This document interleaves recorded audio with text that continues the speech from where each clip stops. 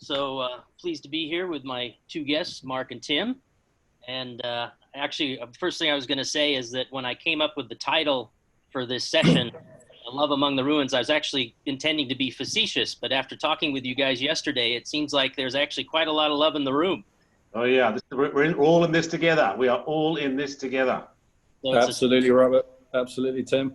It's a synergistic relationship now. But I think what you did say is that if you were to compare it to, say, 5 years ago, it's gotten an even closer relationship. You would agree with that? Absolutely. The relationship has got a lot stronger over the years. And we talk about consumer behaviors. If we look at the bookings coming in from markets that have already opened up, like Korea and Vietnam, and we're obviously going to be talking about Thailand as well, it's absolutely mobile app, it's direct, it's loyalty, and it's OTAs. Those are the key markets, and the lead times are incredibly short that are coming in. You're not seeing much business coming through leisure groups, central reservation offices, GDS, or wholesale, or MICE, whether it's international or domestic at the moment. So absolutely, relationships with the likes of Tim are key. And from our side, as technologically and as advanced as the OTA business has, our biggest team is still the people who need to talk to customers, be it the customers on one side that are booking or the customers on the other side who own the property. So this is a relationship-driven business for sure. Yeah, and the before, let's say pre-COVID and post or mid-COVID, if we are, the changes that you've seen, basically you were summing up that it's basically all gone digital. It's 100% online bookings. Yeah, Robert, it's interesting. I mentioned something yesterday. It was something that will make people smile. Is if you look at our consumer behavior in the last 3 or 4 months, and I'll just give a typical day. I'm at home. My kids are in their bedrooms doing online learning. We're at a fantastic tourism forum in Thailand with over 1,500 people here. We're online working. I'm educating my parents how to buy food online. When you talk about that over a 3-month period, it takes 2 months before a new behavior becomes a habit.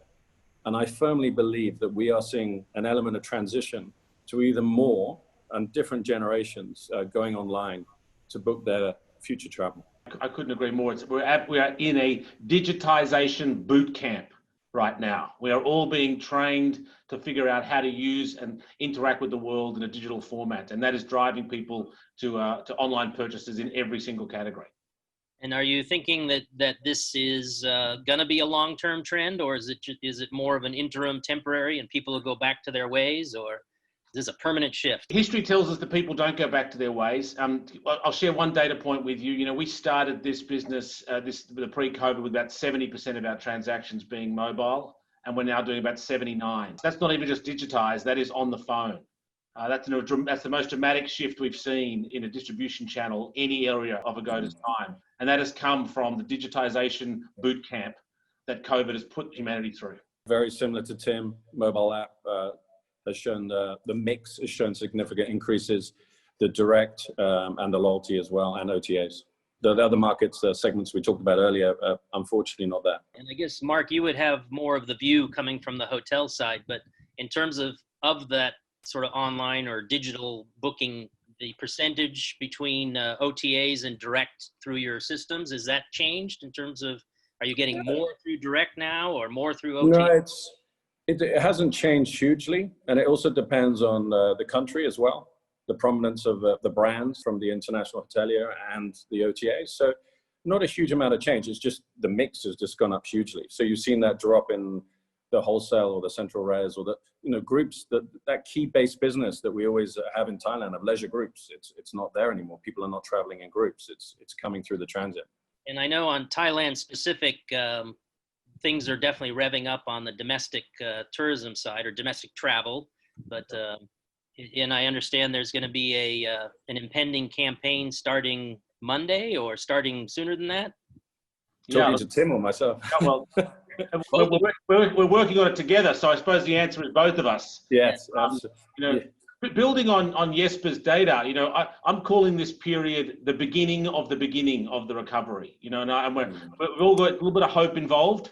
That something doesn't go wrong, and we're certainly not in a space we can say we've recovered. And I don't even know if we're at the beginning, but we're certainly the beginning of the beginning. And all the evidence we see is that beginning of the beginning is a domestic-led recovery. And we can look at that by seeing countries that are a little bit further to the left-hand side, like Taiwan and Korea, who've emerged a little bit earlier than Bangkok has, than Thailand has, and 96% of that business in those two countries is domestic. And in the case of Korea and Taiwan, both of them are growing year on year, positive business year on year, led by domestic. So this beginning of the beginning, we have to just accept has got to be it's a domestic-led recovery. And I suppose now is probably a good timing in terms of school holidays, right? For Thailand. Exactly. Yeah, we're going to learn. I mean, we're going to learn things from the markets.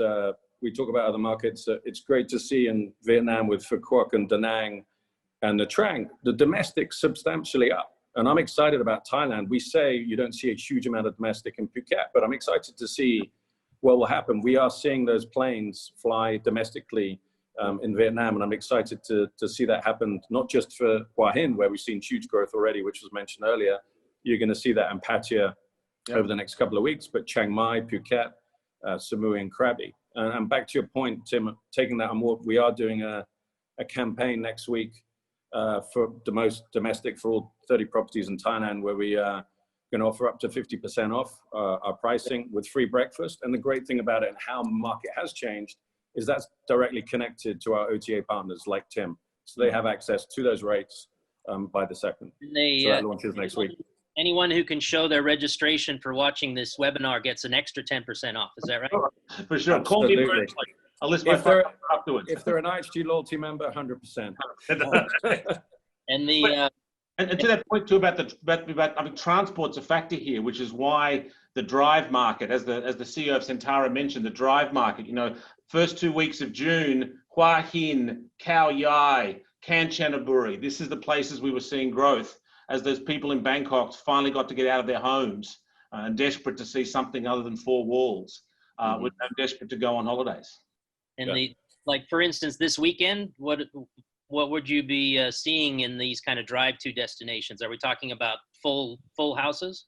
Well, we're certainly seeing year-on-year growth. You know, I leave it to the ESPA and the experts on that side to talk about the occupancy. But we are seeing not just growth week on week, but actual year-on-year growth in the business.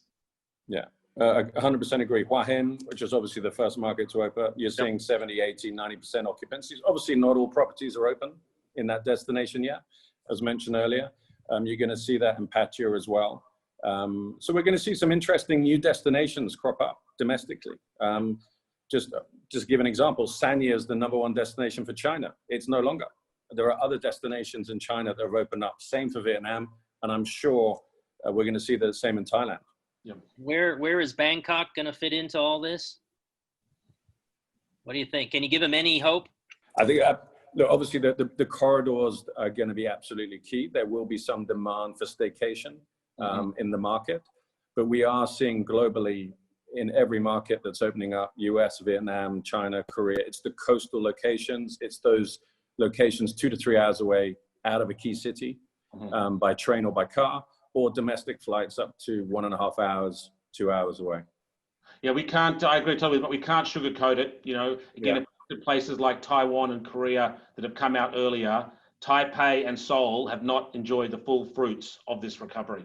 But it doesn't mean it's all bad news. It means you've got to be creative though, because the consumers are looking for relaxation. They're looking for escape. They're looking to get out of their house. Maybe they're looking for small groups in family size or friend size. It's about creating experimentation in packages and room opportunities to buck the trend of consumers wanting to get out of Bangkok. Yeah, and I think as a maybe a closing comment, I suppose, is that you got to think about that, but you also got to think about how to do it digitally, right? Reaching the customer now seems to be through these digital channels. Yeah, for sure. And they've not just said that. The customers said that we want to be digital. We need a deal, and we need flexibility. We need to be able to be, and we need a short lead time. There's a bunch of things they're telling us. We have to work together on those. And the key to that, Robert, is exactly as Tim said, digital. So if you're opening tomorrow, you probably haven't had much time to get ready to be open. So it's digital that's going to give that availability to the rates to the whole of Thailand immediately.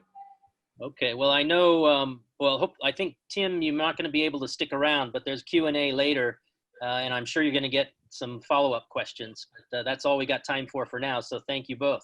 Pleasure. Thank you very much. Thank you. Stay safe, everyone. All right.